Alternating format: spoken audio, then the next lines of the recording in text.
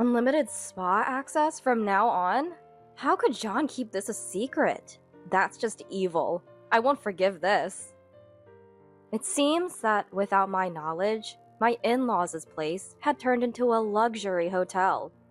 Now I can enjoy the spa every day and eat delicious meals. Just kidding.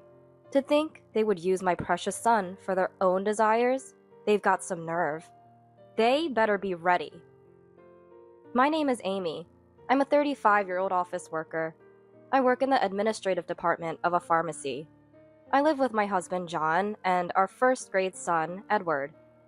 John and I met through a colleague at work. From the moment we first met, John and I just clicked. We quickly became close. It wasn't long before we started dating, and we were married the following year. With my upbeat husband, John, and lively son, Edward, I was leading a life of ordinary happiness. There's another thing that makes me glad I married John. It's having his mother-in-law, Rinda, in our lives. Having lost my mother early, I was raised by my father. Mother-in-law, who I barely knew as a mother figure, treated me like her own daughter since the start of our marriage. Amy, do you have any plans this Sunday? Why don't you and Edward come over for dinner? She would say, always treating us to delicious meals. When Edward was younger, she was a great support for my parenting struggles. She even helped pick up Edward from daycare when I couldn't leave work. Edward grew very attached to her. Spending Christmas at my in-laws had become a tradition for our family, including mother-in-law. Amy, your mother-in-law really is the best, isn't she? My colleague Emma always listens with an envious look. Actually, it was Emma who introduced me to John. They have been friends since college.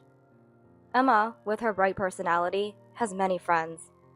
We joined the company together and are close enough to share work frustrations, family matters, and personal issues. The pharmacists and the other staff are kind, and the company has excellent benefits. Emma, other colleagues, and I, all with children, continue to work as full-time employees, just as before our pregnancies. I think it's a really great company.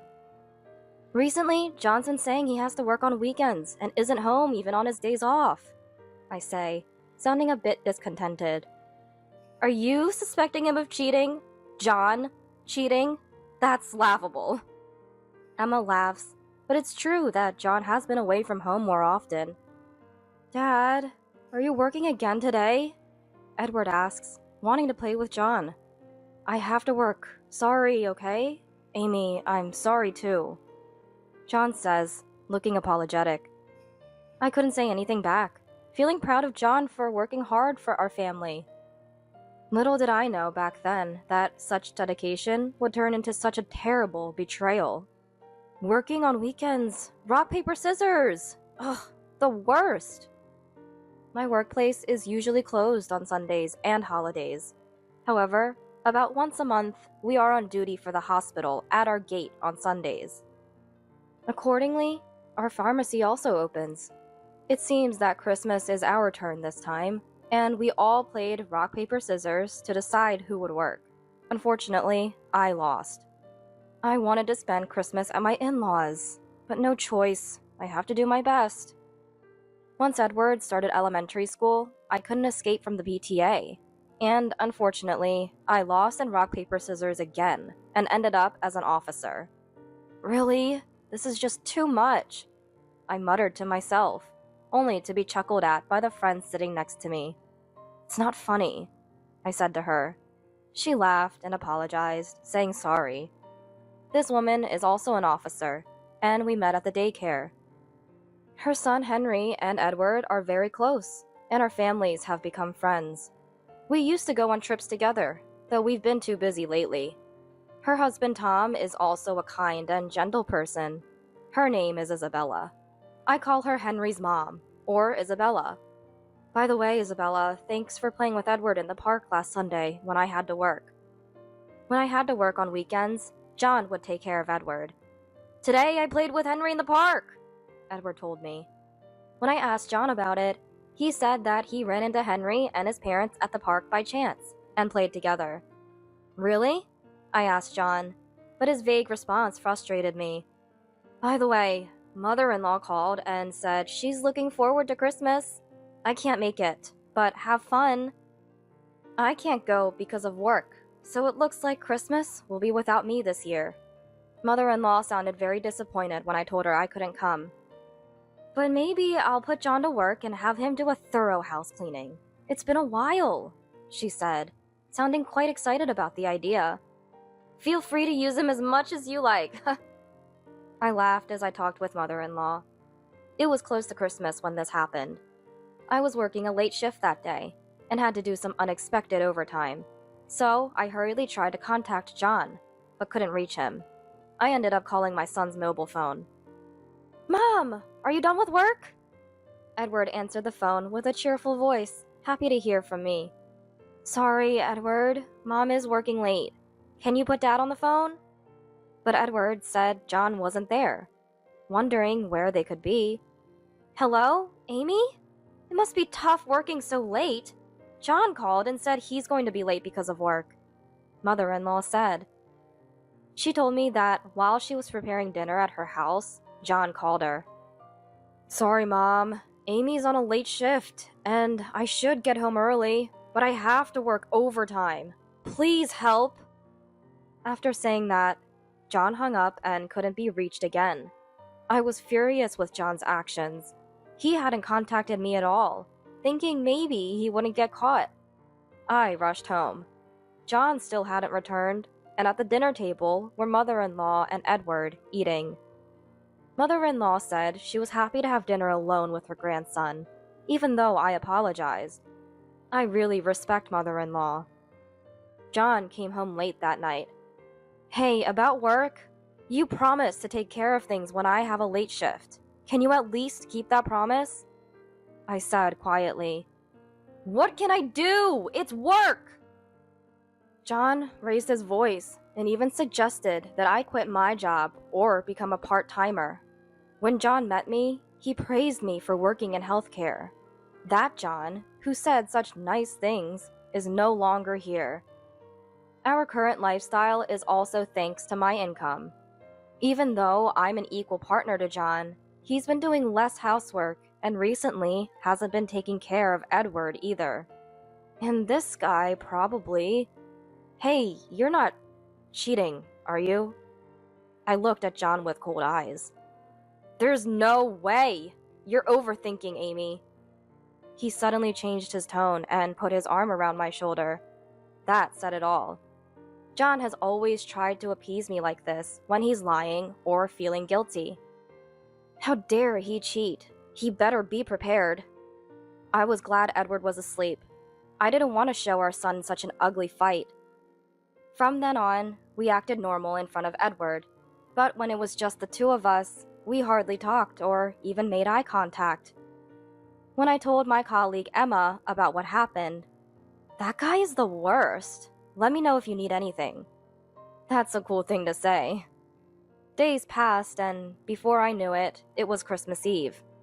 Take good care of Edward, will you? Say hello to Rinda for me. I said that to John, but as usual, he didn't even meet my eyes. I'm off then. With an indifferent reply, John and Edward left for my in-laws' house. What's with that attitude? It's so annoying. I spent a lonely Christmas Eve alone in our eerily quiet house. There was no contact from John, but thinking he was having a good time with mother-in-law gave me a little peace of mind. I remembered mother-in-law saying she'd make John clean the house. I wondered if he was being worn out by chores and couldn't help but feel a bit of schadenfreude.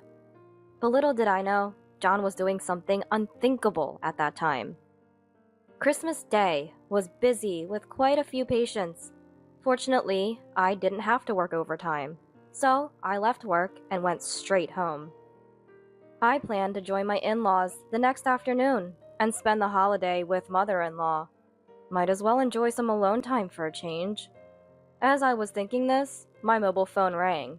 It was mother-in-law. Thinking it was going to be a complaint about John being lazy, I answered.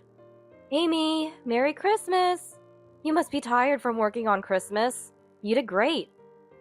Mother-in-law didn't sound irritated, just her usual kind self. Merry Christmas, Rinda. I wish I could have spent it with you too. Is Edward just playing games? When I asked, mother-in-law fell silent. Even after calling Rinda's name a few times, with no response, I wondered if it was a bad signal. Amy, John and Edward didn't come here this year. I spent Christmas alone, mother-in-law said. As she spoke, mother-in-law began to sob over the phone.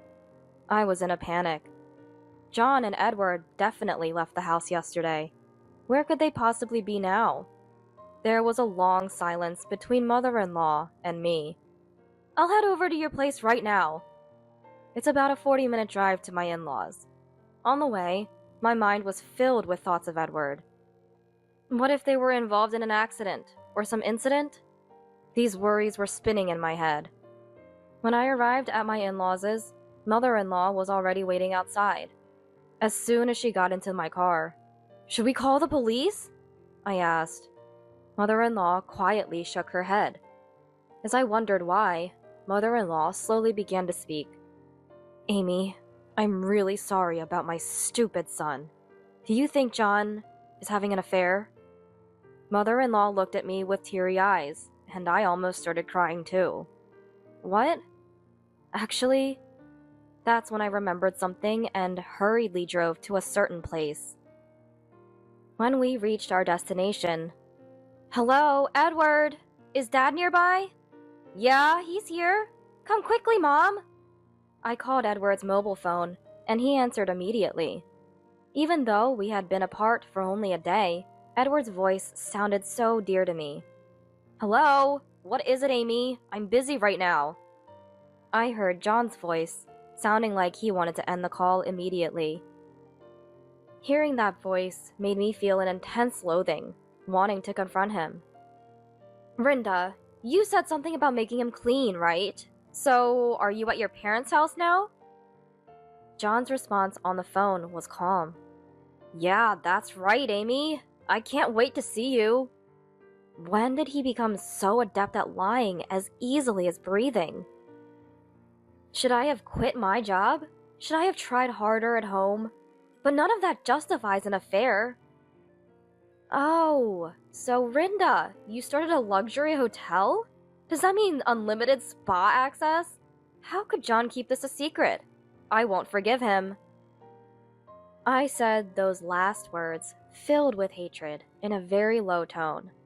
John on the phone seemed quite flustered. To his silence, I said, "Hey, come out of the room. This is the luxury hotel I always wanted to visit. You said it was too expensive, remember?" As I spoke fluently, John seemed to give up. "I'm sorry," he said in a barely audible voice. I found this place using the GPS on Edward's mobile phone. This hotel, not far from my in-laws, was the place I wanted to visit. The fact that John, who said it was too expensive for me, was enjoying himself here with his mistress infuriated me. Perhaps it showed on my face, because on the way to the hotel, mother-in-law kept apologizing. I then found out for the first time that when I worked late shifts, mother-in-law was almost always the one taking care of Edward. I hadn't noticed because she would return home before I got back. John, who was terrible at cooking, used to buy ready-made food, and if mother-in-law tried to cook, he stubbornly refused her. Looking back, that must have been a strategy to keep me from finding out. Even during that short time, John was so enthralled with his mistress. Mother-in-law initially believed John was really working, but as his absences increased, her suspicions of an affair naturally grew. The climax was when mother-in-law, asked to take care of Edward as usual, saw John walking arm in arm with an unknown woman, looking intimate. She debated whether to consult me, but decided against it. The main reason was I didn't want to lose the chance to see Amy and Edward. Mother-in-law sobbed in the passenger seat.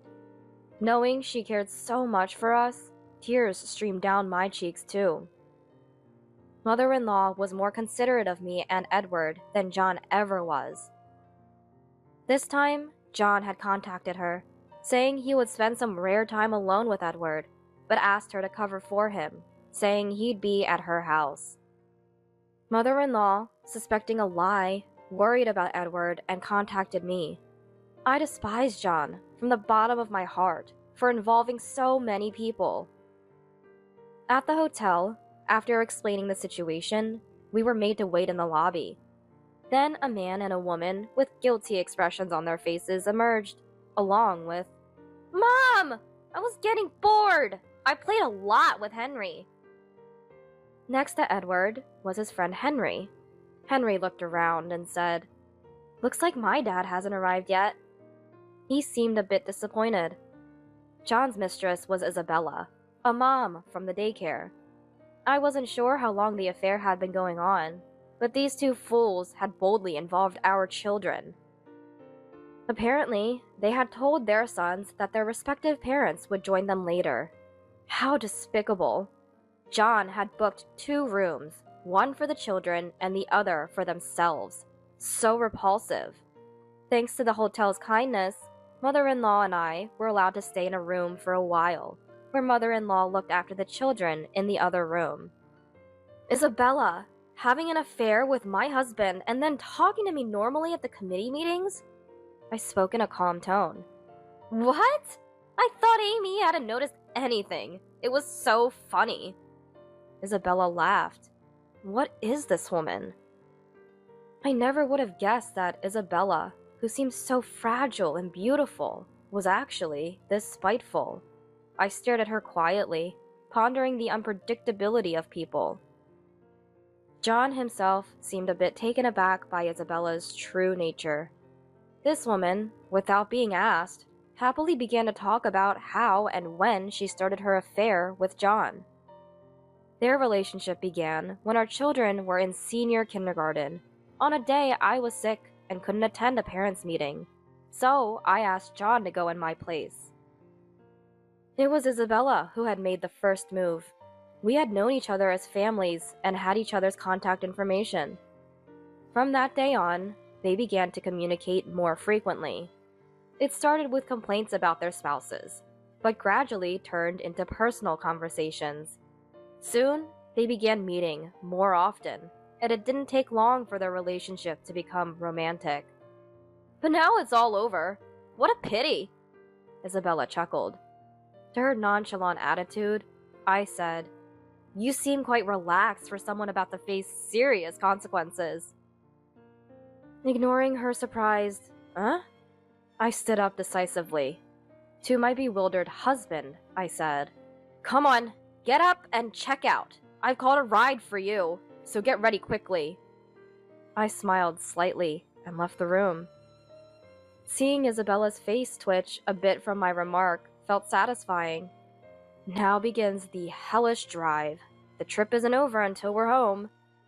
After checking out, as we headed to the parking lot, "Ah, Dad!" Henry ran joyfully towards the person he was waiting for. It was, of course, Henry's dad, Tom, Isabella's husband.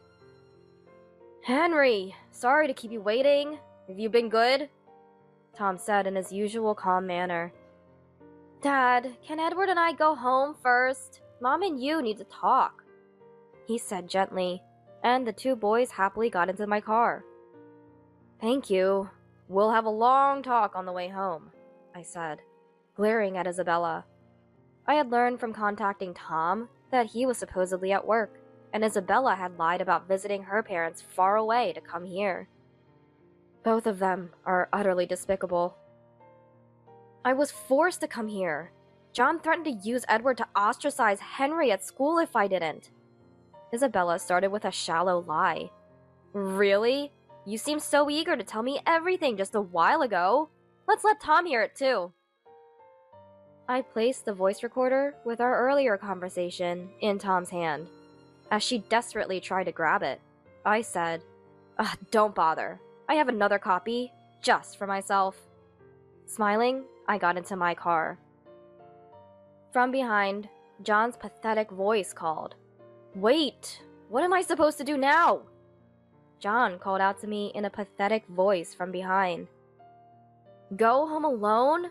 Oh, but I thought you might feel lonely, so I arranged a ride for you too. What? I said this and pointed behind John as I drove away. Standing behind John were my colleague Emma and her husband, who was also a friend from college. Apparently, John owed him a big favor and couldn't stand up to him. I glanced over and saw they were already scolding him. Emma gave me a look that said, "Leave it to me." Though my husband was a disappointment, I was lucky to have supportive people around me. As I expected, everyone's ride home was hellish. Isabella desperately denied her relationship with John in the car, but no one believed her with the voice recorder playing. She eventually admitted to having other affairs. I don't know if John was serious, but he was the one being played from the start. The reason Isabella targeted John was so petty, because Edward got the lead role in a school play over Henry. I was furious. I planned to make him pay a hefty alimony. Henry's custody went to Tom, of course. He said he was going back to his parents' place, a bit far away. John came home late that night, looking like a ghost. Seems like he got a good scolding from Emma and her husband. John always said his college friends were very important to him, as if it were a mantra from the beginning of our marriage. Now, because of this incident, John probably won't be invited to their gatherings anymore. It's nothing but karma. He brought this upon himself. He should regret it. What angered me the most was that every time he met his mistress, John told Edward, "Today's a secret between us men, okay? Don't tell Mom." That's what he used to say. Edward kept that promise and never told me anything. When I found out, I was moved to tears. John and I successfully finalized our divorce. "You stupid man! How can you face your late father now? Don't ever show your face again!" Mother-in-law said, and slapped him. John finally realized the gravity of his actions and cried like a child. But my heart didn't waver. Afterward, John requested a transfer to a branch outside the prefecture. He paid the alimony and is keeping up with child support. As for me and Edward, we're living with mother-in-law at her place. I considered returning to my parents' home, but my father has remarried and has a new family. Living together would be impossible. Mother-in-law suggested we stay with her until our lives stabilize. People are often surprised by our unique relationship, but I still cherish mother-in-law like my real mother. I hesitated about what to call her, but I still call her Rinda. We're keeping it a secret, but we plan to celebrate her 60th birthday at that hotel. I splurged and booked the most expensive room. This should turn the unpleasant memories into enjoyable ones. My job became far, and Edward had to transfer schools. But Tom's parents lived near our former in-laws, so the boys ended up in the same school again. That was a surprise. Once things settle down, I might rent an apartment near work.